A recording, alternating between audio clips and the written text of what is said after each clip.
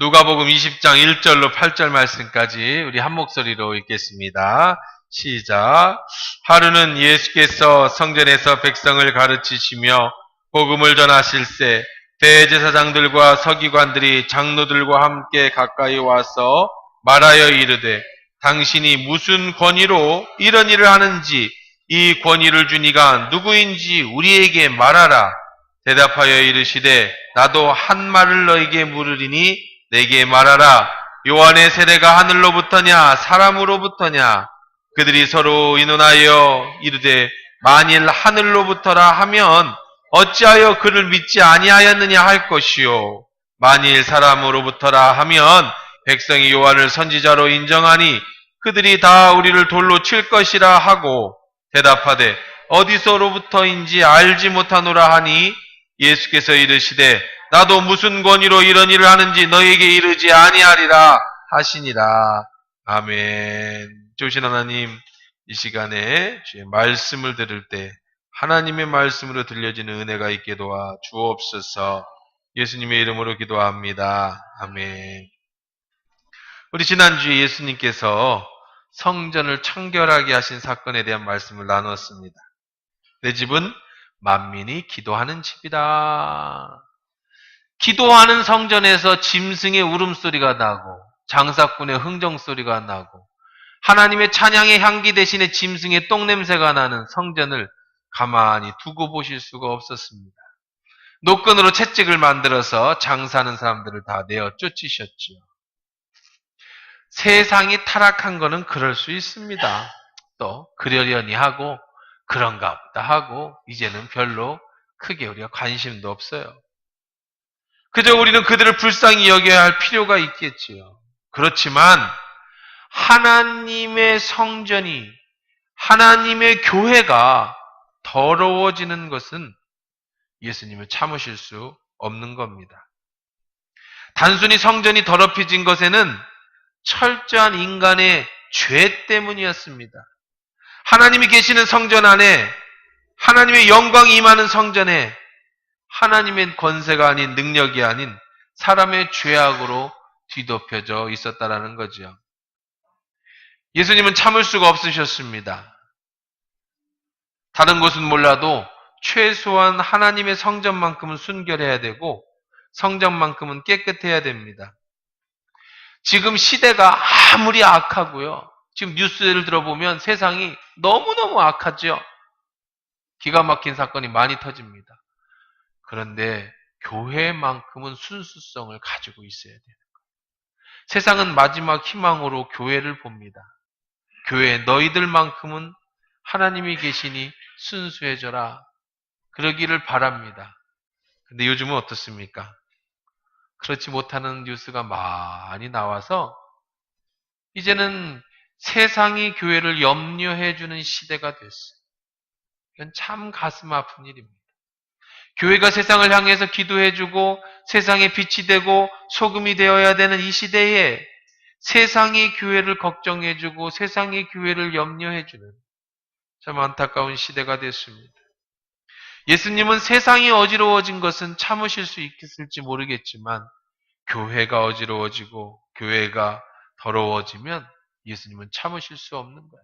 그래서 사랑하는 성도 여러분, 우리 하나교회는 예수님 오시는 날까지 그 순수성을 잃지 않기를 주의 이름으로 축원합니다. 예수님이 참을 수 없었던 것은 성전에서 냄새나는 인간의 죄악으로 더럽혀졌다는 데 있지요. 다른 곳은 몰라도 성전만큼은 성결하고 순결하기를 원했는데 그 속에서 권력자들과 종교 지도자들과 장사꾼들이 결탁이 되었습니다. 성전에 오는 성도들은 예배가 형식적이어졌어요. 예수님은 성전을 청결했습니다. 깨끗게 하셨어요. 예루살렘 성은 큰 충격과 혼란에 빠졌습니다. 가장 큰 충격을 받은 사람들, 가장 혼란에 빠진 사람들은 누구였겠습니까? 바로 바리새인들, 종교 지도자들, 제사장들. 그들은 엄청난 충격을 받았어요. 우선 그 당시 종교 지도자였던 바리새인과 서기관들은 예수님께서 성전을 청결하게 하심으로 자신들의 자존심에 큰 상처를 입었습니다. 도대체 예수가 누군데 왜 우리의 기득권의 표시인 성전에 와서 난리를 핀단 말인가? 도대체 목수의 아들 주제에 무슨 권세로 성전에 와서 행패를 핀단 말인가? 이보다 더 큰 충격을 받은 사람은 종교 지도자들입니다. 그들은 교회에서 성전에서 먹고 사는 사람들이에요. 그들은 장사꾼과 결탁해서 커미션을 받았습니다. 그래서 자신의 배를 불리던 사람들입니다. 명절이면 수천, 수만 명의 사람들이 양과 소를 가지고 성전에 오기 때문에 그들이 가지고 오는 재물의 1%의 커미션만 챙겨도 그 돈이 어마어마한 돈입니다. 그래서 그들은 성전에서 장사를 하도록 허락해 줬습니다. 그들과 결탁해서 잘못된 그런 짐승도 합격을 주었습니다. 그런데 예수님이 성전을 청결케 하신 이후로 그들은 엄청난 손해를 보게 되었습니다. 뇌물을 주던 장사꾼들이 돈벌이가 끊어졌기 때문에 돈벌이를 하던 장사꾼들은 난리가 났습니다. 말 그대로 성전이 완전히 혼란에 빠지게 된 겁니다. 예루살렘이 혼란에 빠지게 됐습니다. 그냥 쉽게 돈만 내면은 양이고 소고 사갖고 와서 그저 형식적인 예물과 형식적인 제사를 지내던 사람들도 이제 성전에서 짐승을 못 팔게 하니까 사회 전체가 혼란에 빠지게 된 거예요. 도대체 이 목수의 아들이 이 나사렛 예수가 무슨 권세로 권력을 가지고 와서 이 같은 일을 한단 말인가? 한마디로 예수님의 권세, 당신이 누구냐고 하는 이 정체성의 문제가 드러나기 시작했어요. 예수님이 아니었다면, 다른 사람이 만약에 그렇게 했다면 벌써 돌에 맞아 죽었겠지요. 경찰이 와서 끌고 나갔겠지요. 벌써 어떻게 죽었을지 모를 겁니다. 쥐도 새도 모르게 끌려갔을 겁니다. 하지만 예수님이셨기 때문에 상황은 달랐습니다. 많은 사람들은 예수님을 메시아로 인정했습니다. 왕으로 인정했습니다. 예수님이 예루살렘 성전에 들어오실 때 그들은 호산나 다윗의 자손이여 찬송을 했습니다. 예수님께 말할 수 없는 표현으로다가 경배했습니다. 그렇기 때문에 예수님이 성전을 청결하게 하셨다는 일은 어느 누구도 막을 수는 없는 거예요. 이제 예수님이 다시 성전을 찾아오셨습니다. 오늘 본문에 보니까 하루는 이라고 얘기해요. 예수님이 일주일 동안 예루살렘의 성전에 있었기 때문에 그 다음 날인지 그 다음 날인지 모르겠지만 하여간 어느 날 예수님이 성전에서 백성을 가르치시며 복음을 전하실 때 대제사장과 서기관들이 장로들이 함께 가까이 와서 이렇게 1절이 시작합니다. 예수님이 성전에서 백성을 가르치셨다. 예수님이 성전에서 가르치셨다. 성전에서 가르치는 건 서기관이 하는 일입니다. 그런데 예수님이 목수의 아들 예수가 성전에서 가르치는 겁니다. 그때 장로들이 대제사장과 서기관들이 예수님을 찾아옵니다. 그리고 이렇게 말합니다. 2절 한번 같이 읽어봅니다. 시작. 말하여 이르되 당신이 무슨 권위로 이런 일을 하는지 이 권위를 준 이가 누구인지 우리에게 말하라. 한마디로 말해서 뭐예요? 당신이 도대체 뭔데 여기 와서 난리를 치고 당신이 뭔데 여기서 성경을 가르치는 거냐? 무슨 권세로 그런 일을 하느냐? 이렇게 물어보는 겁니다. 우리에게는 권세가 있습니다. 우선 대제사장에게는 무슨 권세가 있습니까? 대제사장은 태어날 때부터 세습됩니다. 하나님이 뱃속에서부터 준비시켜 주셔요. 그래서 대제사장과는 아론의 집안에서 대제사장 집안에서 태어난 사람만 대제사장이 될 수 있습니다. 천부권, 하나님이 권세를 주셨다는 거예요. 천부 하나님이 권세를 주신 권세. 그러니까 태어날 때부터 가진 권세는 아무도 막을 수가 없는 겁니다. 태어날 때 하나님이 군 건데 어떻게 막습니까? 옛날에 양반으로 태어나면 양반이고 종으로 태어나면 종이듯이 하나님이 대제사장으로 태어나게 했기 때문에 이건 하나님의 권세야. 누구도 막을 수가 없어. 이 권세는 예수님도 인정했고 사도 바울도 인정했던 권세입니다. 그러면 대제사장이라면 성전을 청결하게 한다든지 가르칠 수 있는 거죠. 그 다음에 서기관과 장로들은 무슨 권세를 가졌습니까? 그들은 사람들로부터 받은 위임받은 권세를 가졌습니다. 장로는 우리처럼 뭐 선거를 해서 장로를 뽑고 그런 것은 아니에요. 단지 장로라고 하는 것은 지파의 대장을 얘기하는 거예요. 지파의 우두머리들을 얘기하는 겁니다. 그 당시에는 경제, 사회, 정치, 종교가 하나예요. 모든 일은 교회에서 이루어지는 것 시절입니다. 그러니까 세상의 지도자는 곧 종교 지도자였어요. 그들은 사람들로부터 권위를 받았습니다. 서기관은 무슨 권세를 가졌어요? 서기관은 어렸을 때부터 머리가 똑똑해서 구약 성경을 잘 알아야 했고 또 율법을 잘 알아야 되는 아주 지식인들입니다. 그들은 잘 배웠기 때문에 가르칠 수 있는 권세가 있었습니다. 자, 한마디로 대제사장은 하나님으로부터 천부권을 받았고 서기관과 장로들은 사람들로부터 위임받은 권세와 능력을 가졌는데 너는 무슨 권세로 여기 와서 성전을 청결케 한다고 난리를 치고 너는 도대체 무슨 권세로 여기서 사람들에게 가르치는 거냐? 이 질문이죠. 짐승과 사람이 다른 점은 바로 이 권세에 있습니다. 짐승은요, 힘이 센 짐승이 권세가 있는 거예요. 무조건 파워입니다. 육체적인 힘입니다. 사자의 우두머리는 가장 힘이 센 숫사자가 우두머리입니다. 그러나 그 숫사자가 늙고 힘이 빠지면 우리에서 떠나든지 다른 힘센 사자에게 물려 죽을 수밖에 없어요. 철저하게 약육강식의 세계입니다. 하지만 사람의 세계는 짐승의 힘의 권세가 아닌 권력과 권세에 의해서 움직여진 것이 짐승과 다른 겁니다. 제 방에 물고기 2마리를 키우는데 옛날에 그런 노래가 있어요. 저 작은 우물가 물고기 2마리. 근데 그렇게 맨날 싸워가지고 한 마리가 죽어서 오염돼서 나중에 한 마리 더 죽었다. 이런 노래가 있어요. 옛날에 부르던 노래, 찬송인지 뭐 가인지 뭐 그런 노래가 있습니다. 제 어항에 물고기 2마리가 있습니다. 좀 좋은 물고기를 제가 2마리 평상시에 키우고 싶은 물고기가 있어서 거금 15,000원이나 주고 2마리를 사서 3만 원이나 주고 물고기 2마리를 사서 넣었어요. 이게 크면 30만 원짜리도 될 수 있는 물고기예요. 아주 커지면. 근데 2마리를 사는데 왜 그렇게 싸우는지 첫날부터. 한 놈이 조금 힘이 세고 좀 하나가 약하니까 계속 공격을 해요. 물고기는요. 주둥아리로 콕콕콕 찍고요. 새로운 신기술도 있더라고요. 뒤돌아서서 꼬리로 뺨을 탁탁 쳐요. 참 신공이 대단하던데요. 나는 물고기가 쪼는 건 봤는데 뒷꼬리로 얼굴 때리는 건 처음. 수많은 공격을 하는데 조금 몸집이 작은 고기가 이게 암놈 순놈이 안 맞아서 그런 건지 뭔지 저도 아직 그 물고기에 대해서는 잘 모르니까. 그런데 왜 그런지 자꾸 매를 맞으면서도 따라다녀요. 신기하죠? 그러다 맞다 지치면 저 구석에 가서 한참 웅크리고 있다가 또 힘이 좀 생기면 쫓아다닙니다. 작은 애가. 그래서 이게 도대체 무슨 징조냐. 그래서 제가 가운데를 막아놨어요. 가뜩이나 왕 작은데 거기다 또 가운데 반을 막아서 둘이 못하게.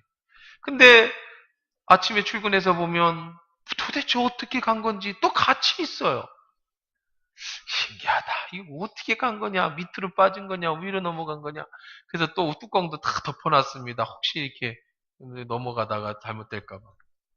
근데 며칠 전에 그렇게 남을 공격하던 물고기가 자살을 했어. 아무리 봐도 없는 거야? 어디 갔나 찾아봤더니 저 바닥 한 구석에 멸치가 돼서 말라져 있을 때 얘가 점프를 해서 튀어나왔는가 봐. 막아놨는데 그 사이로 점프해서 튀어나왔는가 보다. 그래서 어쩔 수 없지 뭐 내 탓이다 하고 잘 저 나무 밑에다가 던져놔주고 이제 한 마리만 남았으니 너네도 잘 살아라. 근데 얘는 그 다음부터 식음을 좀 피하고 떠나간 그 애를 그리워하면서 움직이지를 않고 있어. 그래서 저는 이 설교 말씀을 다 준비해 놓고 그 물고기를 보면서 꼭 동물들도 힘으로만 사는 것은 아닌가 보다. 그 순간 저도 그런 무슨 그들만의 사랑도 있는가 보다. 꼭 힘에만 약육 강식의 세상만은 아닌 것 같아. 뭔가 또 내가 모르는 동물들의 뭐가 또 있는가 봐. 그걸 알면 제가 동물학자가 됐겠죠. 목사가 안 됐겠죠. 그래도 일반적으로 볼 때는 동물들은 다 힘에 의해서 권세와 권력이 지배돼. 그런데 인간은 그렇지 않습니다. 만약에 힘 세다고 권세와 권력을 가지고 휘둘렀다가는요, 어떻게 됩니까? 다 감옥에 가 있어요. 괜히 힘 세다고 주먹 한 불로 휘둘렀다가는요, 큰일 나는 거예요. 그러면 사람의 권세와 권력은 어디서 나오는가? 힘에서 나오는 게 아니에요.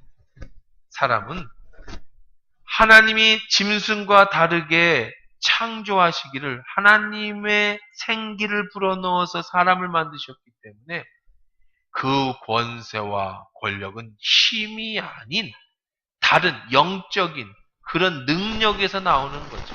예를 들면 그런 겁니다. 만약에 대통령이 됐다고 해보십시다. 대통령이 힘으로 대통령이 됐겠습니까? 그 힘이라는 게 육체적 힘이겠습니까? 아니죠.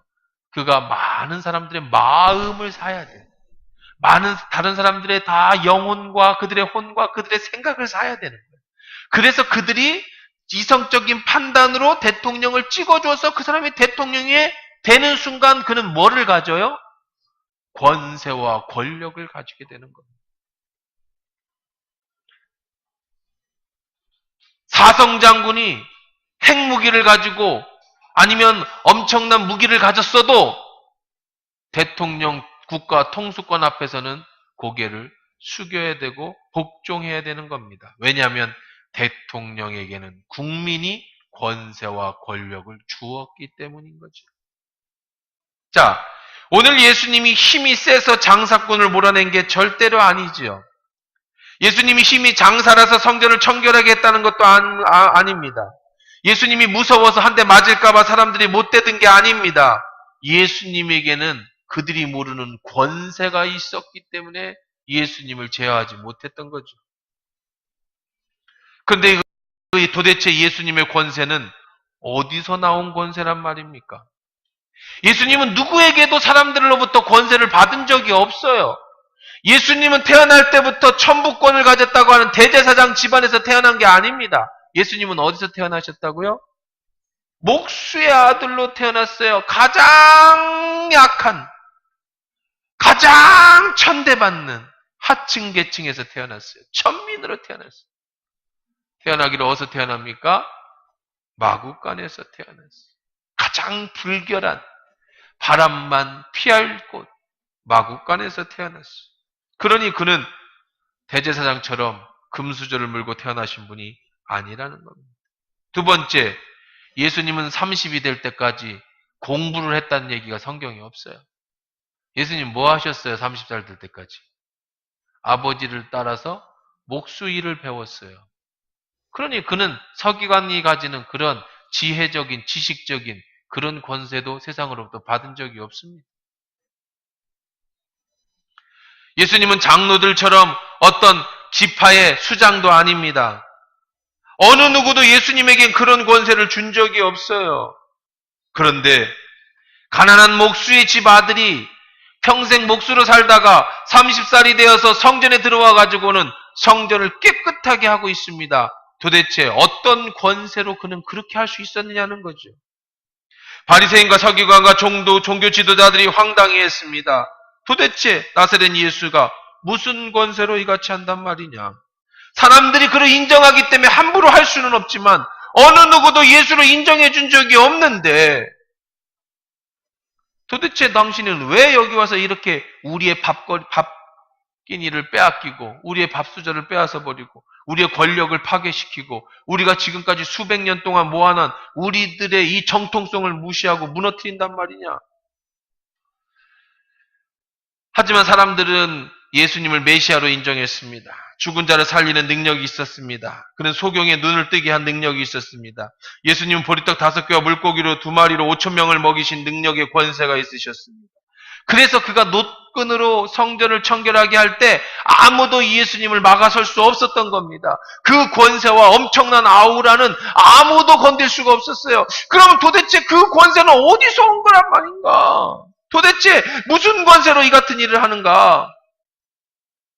예수님에게 그렇게 물었습니다. 자, 3절 예수님의 대답을 들어보십시다. 시작. 대답하여 이르시되 나도 한 말을 너에게 물으니 내게 말하라. 요한의 세례가 하늘로부터냐 사람으로부터냐. 예수님이 그 질문을 들으시고는 이렇게 대답합니다. 그러면 내가 대답해 줄게. 하나님으로부터 온 권세다. 그러면 엄청 쉽겠지요. 그러니까 그렇게 얘기하지 않으셨어요. 이렇게 얘기했어요. 자, 좋다. 내가 대답해 주기를 원하면 너도 내 말부터 대답해라. 반대 질문을 합니다. 뭐라고 질문을 했어요? 요한의 세례가 하늘로부터냐 사람으로부터냐.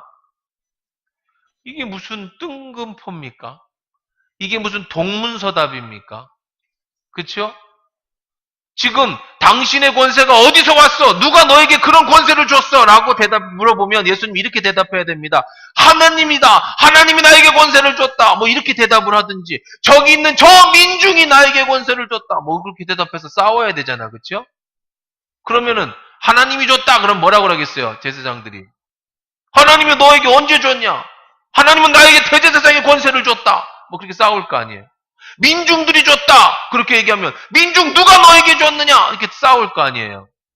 그러니까 예수님은 그 권세가 어디서 왔느냐는 질문에 대답하지 않으셔요. 무슨 대답을 해도 다 그거 갖고 싸울 거예요. 그래요. 사람이 누구랑 싸우기 시작하면요. 악한 마음을 가지면은요. 뭔 대답을 해도 소용이 없어요. 그걸 물고 늘어질 겁니다. 예수님도 잘 아셨어요. 그래서 이렇게 대답합니다. 좋아. 내가 묻는 대답에 대답해주면 나도 어디서 왔는지 얘기해 줄게. 질문은 그거다. 세례 요한의 세례는 하늘로부터냐 땅에서부터냐. 이런 동문서답과 같은 말씀의 배경은 이겁니다. 요한이 갑자기 등장한 이유는 이거예요. 요한은 죽었습니다. 그 당시에 헤롯의 동생의 아내를 뺏은 것을 질책을 했어요. 헤롯이 아내를 자기 동생의 아내를 뺏어버립니다. 그러니까 세례 요한이 그것에 대해서 질책을 했어요. 그랬더니 그 딸 헤로디아에 의해서 그는 순교를 당합니다. 헤로디아가 저 목을 베어다가 주세요. 그래가지고 세례 요한의 목을 베서 헤롯에게 갖다 줍니다. 그래서 세례 요한은 순교를 당했어요. 근데 왜 갑자기 요한이 등장했느냐? 요한의 세례가 하늘로부터 땅이냐? 이렇게 물어본 겁니다. 무슨 얘기냐면 성경, 구약 성경, 마지막 성경이 어디예요? 말라기입니다. 말라기라는 말은 말라기 선지자가 쓴 책이다 해서 말라기라는 뜻이에요. 그러니까 구약의 마지막 선지자가 누구냐면 말라기입니다. 포로로 돌아와서 이스라엘 백성이 살았는데 포로로 들어와서도 정신을 못 차려요. 이스라엘 백성은 포로 생활을 하고 돌아와도 여전히 정신을 못 차립니다. 너무 악하게 됐어요. 하나님이 말라기 선지자를 통해서 자신의 말씀을 얘기해 주셨는데 뭐라고 얘기를 하시냐면 야, 누가 나의 일을 좀 해다오. 하나님 무슨 일을 할까요? 저 성전 문을 좀 막아라. 저 더러운 놈들이 좀 들어오지 못하게 문 좀 막아줘라. 하나님이 그렇게 말라기 선지자한테 얘기를 합니다. 그리고 이렇게까지 얘기를 해요. 저 성전 문 앞에다가 쌓아놓은 저 짐승의 똥들 좀 봐라. 저거를 찍어다가 저놈들 얼굴에다 좀 발라줘라. 다시는 못 오게. 오는 사람들이 누구예요? 유대인들이에요. 예배드리러 오는 사람들 얼굴에다가 똥 좀 발라서 제발 못 오게 해달래요. 이게 제 얘기가 아니고 말라기에 나오는 얘기라고요. 또 하나님이 정말 그랬을까? 좀 읽어요. 집에 가서 말라기 좀 읽어요. 네. 그렇게 얘기를 합니다. 말라기 하면 여러분들이 제일 많이 생각나는 말라기서가 뭐예요? 내용이 뭐예요? 11조죠. 누구든지 11조를 내면 내가 싸울 것이 없도록 채워주지 아니하는가 시험해봐라. 그 얘기가 아니라고 제가 누누이 말씀드리죠. 예수님이 하나님이 시험해보라는 얘기가 아니에요. 11조는 무슨 종류라고 그랬어요? 이거는 세금의 개념이에요. 하나님 앞에 당연히 드리는 세금의 개념인데 이 세금을 안 내니까 너희들이 이렇게 힘들게 사는 거 아니냐. 니들이 이렇게 고통당하고 니들이 물질 갖고 전전긍긍하고 이렇게 힘들게 사는 거는 니들이 하나님 앞에 낼 세금을 안 내서 그런 거야. 그러니까 지금이라도 늦지 않았으니 세금 내봐. 그럼 니들이 다시 윤택해질걸? 이런 얘기지. 안 내도 되는데 내면 복 줄게라는 얘기가 아니라. 이게 말라기 얘기예요. 말라기가 가장 말라 비틀어져 있을 때 제일 말라 비틀어졌던 이스라엘 사람들의 이 실상을 얘기한 게 말라기거든요. 그리고 예수님 하나님 이렇게 말씀하셔요. 내가 니들하고 얘기 안 해. 다시는 너희들하고 얘기 안, 네 멋대로 살아라. 그러고 나서 이제 로마가 그 사이에 침공을 해서 이스라엘이 완전히 이제 다시 그 당시 이제 로마가 들어와서 이스라엘을 정하고 그때까지 하나님은 한 말씀도 안 하셔요. 마카비 혁명이 일어나고 뭐 그 사이에 세계 역사는 막 변동을 하는데 하나님은 한 말씀도 안 하셔요. 선지자가 안 나타나는 거예요. 그 뒤로. 그러다가 신약의 첫 번째 성경인 마태복음, 마가, 누가, 요한 이제 사복음서가 들어오죠. 예수님이 오시기 전에 드디어 200년 만에 하나님의 말씀을 하셨어요. 침묵하셨던 하나님이 그 시절 암흑기라고 하거든요. 이 암흑기를 끝내고 마침내 하나님이 이스라엘 사람들에게 말씀을 하셨어요. 하나님은 어떻게 말씀하셔요? 누굴 통해서? 선지자를 통해서 말씀하십니다. 드디어 나타난 선지자가 누구예요? 세례 요한이라고 하는 선지자가 200년 만에 나타난 거예요. 근데 이 세례 요한은 특이했어요. 옛날 선지자처럼 이사야나 예레미야처럼 특이했습니다. 뭐 옛날 선지자들은 다 특이했어요. 뭐 창녀를 데려다가 장가든 사람, 자기 머리카락을 막 잘라갖고 바람에 날린 사람, 자기 목에다가 자꾸 이렇게 끈을 메고 이렇게 다니는 사람. 이게 옛날 선지자들 다 그랬어요. 왜 그랬느냐면 목에다가 끈을 이렇게 메고 다니면 사람들이 당신은 왜 그래요? 하나님이 니들 이렇게 만드신다는 증거야. 이러고 살고요. 뭐 그랬어요. 다. 근데 세례 요한도 특이합니다. 젖대고 나서 자기가 이성이 생긴 난 이후로는 집을 나가버렸어요. 그리고 어디 가서 살았느냐? 광야에서 살았어요. 광야에서. 광야는 사막을 얘기하는 거예요. 사막에서 어떻게 살았느냐? 사막은 40도까지 올라갑니다. 밤에는 춥지만 사막에서 낙타 털옷을 입고 살았어요. 생각을 해보세요. 뜨거운 사막에서 나 혼자 낙타 털옷을 입고 살아. 그리고 뭐 먹고 사냐? 메뚜기 잡아먹고 삽니다. 메뚜기. 가다 메뚜기 있으면 탕 먹고 아침, 메뚜기 있으면 점심 이렇게 먹고 사는 거예요. 그리고 가끔 간식으로 뭘 먹냐면 석청. 그러니까 그 벌집 먹고 살아요. 그러고 나서 광야에서 외쳐요. 하나님의 말씀을 외칩니다. 뭐라고 외치느냐? 회개하라, 천국이 가까웠다. 그러면서 막 이제 회개를 촉구합니다. 200년 전에 말라기가 했던 300년 전에 이사야 예레미야가 외쳤던 그 말씀을 드디어 세례 요한이라고 하는 선지자가 짠 하고 나타나서 외치기 시작했어요. 종교 지도자들, 바리새인들, 대제사장 할 거 없이 모든 이스라엘 사람들은 전부 광야로 나갔습니다. 뭐하러 나갔어요? 세례 요한의 말씀을 들으러 나갔습니다. 그리고 세례 요한은 또한 특이한 일을 하나 했는데 그 전에 아무도 하지 않았던 한 가지 퍼포먼스를 합니다. 그게 뭐냐면 세례예요. 세례. 회개를 촉구한 다음에 너 회개할 거야? 회개하겠습니다. 너 하나님께로 돌아올 거야? 돌아오겠습니다. 그럼 물속에 들어가. 이것이 네가 죄를 씻음 받았다라는 증거다. 그래서 물속에 집어넣고 예수의 하나님의 이름으로 죄를 용서해주고 끄집어대. 그리고 너 죄 용서 받았어. 이런 일을 한 거예요. 지금까지 그렇게 한 사람이 없었어요. 과거에 세례라는 게 없었어요. 저 근동에서 수도자들이, 구도자들이 죄 씻는 행위로다가 물을 뿌리고 그런 것은 역사적으로 책에 나오긴 하지만 조직적으로 죄 용서함을 받는 세례는 세례 요한이 처음으로 한 거예요. 그래서 그 사람 이름을 뭐라고 불렀어요? 세례 요한이라고 부른 거예요. 그래서 그 세례 요한의 권위를 인정해 줬어요. 예수님도. 그래서 예수님도 세례 요한에게 가서 뭐를 받으셔요? 세례를 받으시죠. 그런데 세례 요한이 회개를 선포하면서 한 말이 있어요. 이제 메시아가 오실 것이다. 그분이 오시면서 하나님 나라는 시작될 것이다. 그 천국이 가까이 왔다. 하나님 나라가 가까이 왔다. 이렇게 외치던 중에 예수님이 오니까 세례 요한이 사람들을 향해서 소리를 쳤어요. 보라! 다 쳐다봤을 거 아니에요, 손을. 세상 죄를 짊어지고 가시는 어린 양이시로다. 누구에게 향해서? 예수님께. 그리고 그에게 무릎을 꿇습니다. 세례 요한이. 200년 만에 나타난 선지자, 모든 이스라엘 백성들이 다 그를 선지자로 인정했던 세례 요한이 예수님께 발에 무릎을 꿇고 이렇게 말합니다. 나는 이분의 신발끈도 신들매도 묶을 만큼만 가치가 없는 사람이다. 나는 이분이 오시는 길을 예비하러 온, 길을 닦으러 온 사람일 뿐이다. 이게 세례 요한이 한 말이에요. 자, 다시 예수님께로 돌아옵니다. 예수님이 대제사장과 서기관과 바리새인들에게 이렇게 말씀하시는 거예요. 세례 요한의 세례가 하늘로부터냐 땅에로부터냐? 연관이 되죠? 세례 요한의 권세가, 지금 권세를 물었잖아요. 세례 요한의 세례라는 건 권세라는 다른 표현입니다. 내가 무슨 권세로 이 같은 일을 하냐고? 그럼 내가 물어볼게. 세례 요한의 권세는, 세례 요한이 남의 죄를 용서해 줄 수 있는 권세는 요한에게로부터 온 거냐 하나님에게로부터 온 거냐?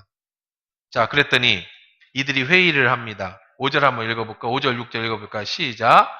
그들이 서로 의논하여 이르되 만일 하늘로부터라 하면 어찌하여 그를 믿지 아니하였느냐 할 것이요, 만일 사람으로부터라 하면 백성 요한을 선지자로 인정하니 그들이 다 우리를 돌로 칠 것이라 하고. 무슨 얘기냐면 하나님께로부터 온 겁니다 당연히 라고 얘기하면 예수님 이렇게 대답하시겠죠.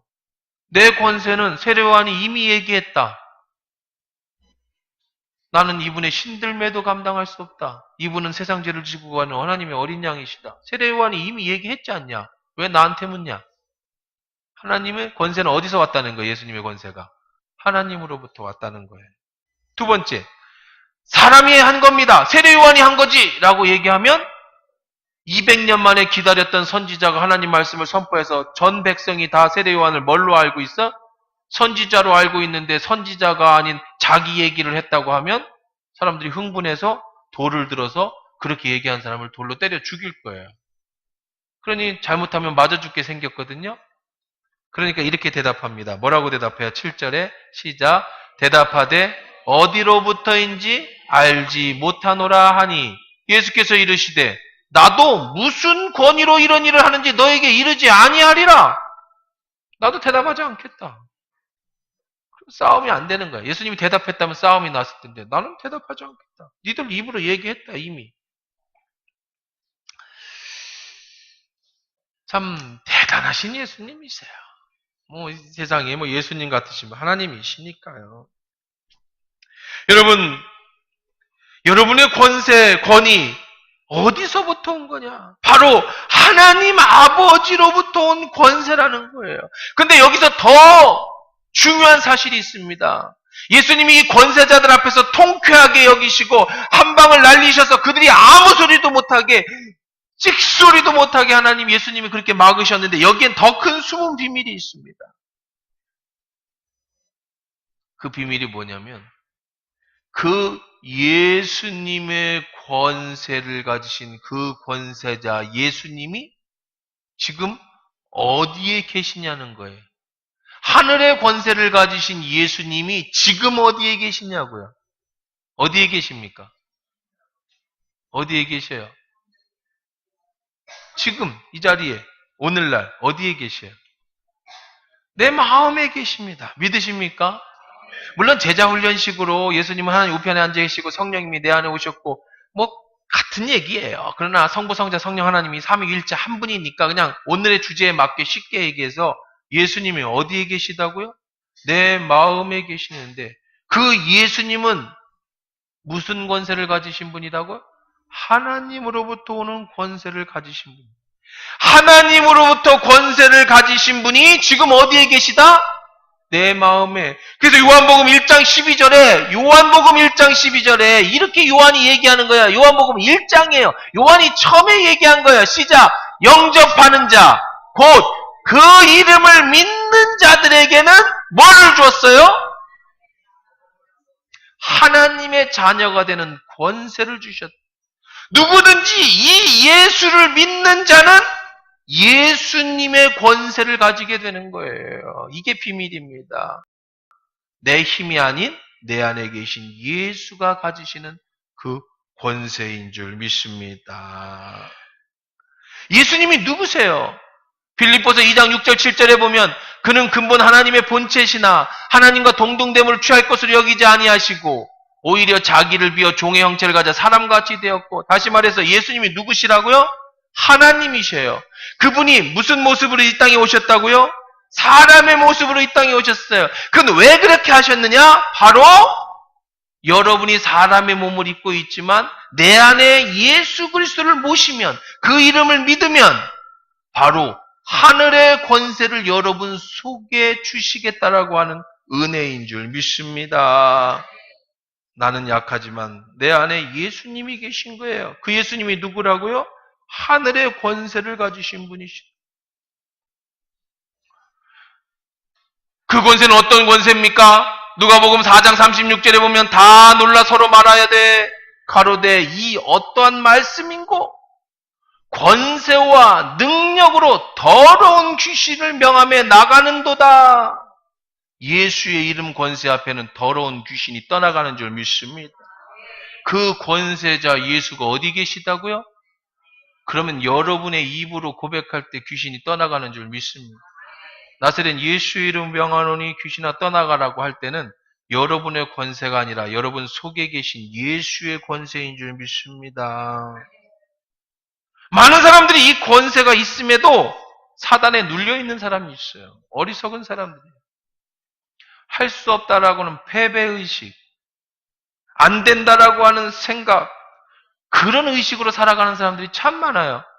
내 안에 예수님이 계신데 우울감과 무력감으로 살아가는 사람들이 참 많다는 거예요. 내 안에 세상을 움직이시 창조하신 하나님, 그 권세와 능력을 가지신 예수님이 계신데 그 예수님을 인정하지 못함으로써 그분이 주시는 권세를 누리지 못하는 무력한 사람들이 너무 많아요. 네, 나는 할 수 없습니다. 인간 목수 예수는 할 수 없어요. 하지만 하나님의 아들 예수 그리스도는 사단을 이기는 권세를 가지셨는 줄 믿습니다. 자기를 비워 종의 형체를 입고 이 땅에 오신 예수 그리스도는 하나님과 동등된 분이시라는 거예요. 인간으로는 할 수 없습니다. 하지만 하나님의 아들 나는 할 수 있는 거예요. 내 안에 예수 그리스도가 계시면 나는 할 수 있는 겁니다. 예수 이름으로 여러분 속에 할 수 없다라고 하는 생각, 여러분을 누르고 있는 모든 억압에서부터 자유하시길 주의 이름으로 축원합니다. 하나님의 아들의 권세로 물리치세요. 그 권세는 능력이에요. 그게 힘이라고요. 그 권세가 힘이라고. 일전에 양천구에 재직 중이던 김형태 선생님이 계셨어요. 그분이 학교 임원진이 학교 급식비를 횡령하고 학교 공사비를 부풀리거나 유령 동창회를 만들어 회비를 징수하는 등 비리를 저질러서 서울교육청에 양천고등학교를 제보했습니다. 비리를 제보했습니다. 근데 어떻게 됐느냐? 결국은 이 서울교육청에서 그 학교 사학비리가 크게 불거지는 것을 염려해서 그 학교는 경고로 끝내고요. 그 다음에 이 김영태 선생님이라는 분은 비공개 문서를 외부로 유출했다는 이유로 이듬해 3월에 교사직을 해임시켜버립니다. 비리를 저지른 것을 고발했다가 교육청에서 해임당하고 그 학교는 경고를 받고 끝납니다. 김 교사가 다시 교원 소청 심사라고 하는 심사에다가 소청을 냈습니다. 나는 억울해서 잘렸다. 6개월을 싸워서 복직을 합니다. 근데 복직해서 학교에서 아이들을 가르치는 닷새 만에 다시 학교에서는 품위를 떨어뜨렸다는 이유로 직위 해제를 시키고 바로 해임시켜버립니다. 한마디로 또 잘렸어요.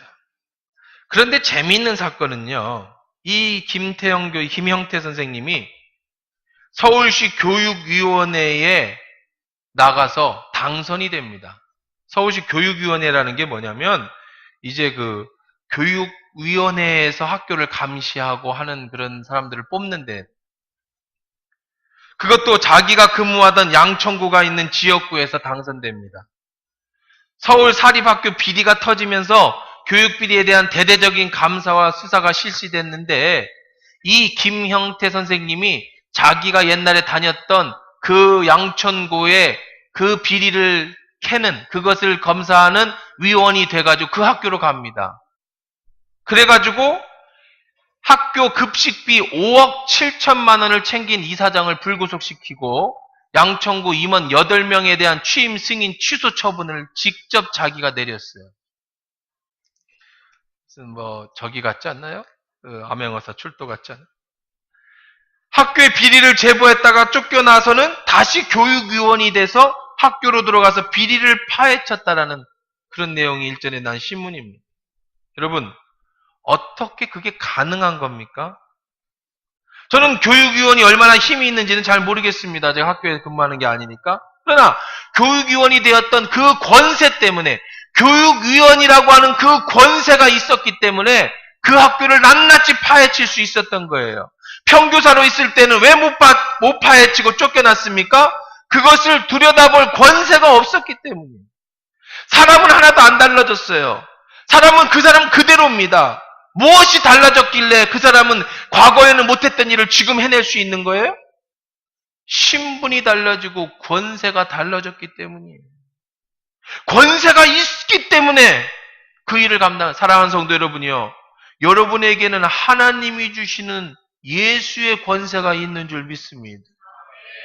권세가 있기 때문에 사단이 벌벌 떠는 거예요. 옛날에 내가 아니라고요. 내가 예수님을 온전히 믿기 전에 내 모습이 아니라고요. 옛날에는 그냥 힘없는 선생님이었다면 이제 교육위원이 됐을 때는 완전히 신분이 달라진 것처럼 예수 그리스도를 내 마음에 모시기 전에는 온전히 예수 그리스도를 나의 구주로 인정하기 전에는 나는 힘없는 한 사람이었다면 오늘 내 안에 예수 그리스도가 계시다라는 이 사실을 믿는 여러분에게는 예수의 권세가 여러분에게 임했는 줄 믿습니다. 이미 임했어요. 여러분이 그 권세를 사용하지 않았기 때문에 사단을 이기지 못했던 것이죠.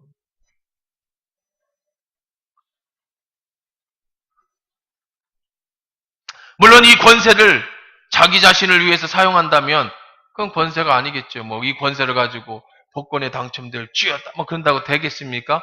하나님 뜻 안에서 권세는 이루어지는 거예요. 세상 권세도 그 권력 안에서 이루어지는 거지 위원이 됐다고 해서 내가 세상을 다 바꿀 수 있는 건 아니죠. 마찬가지입니다.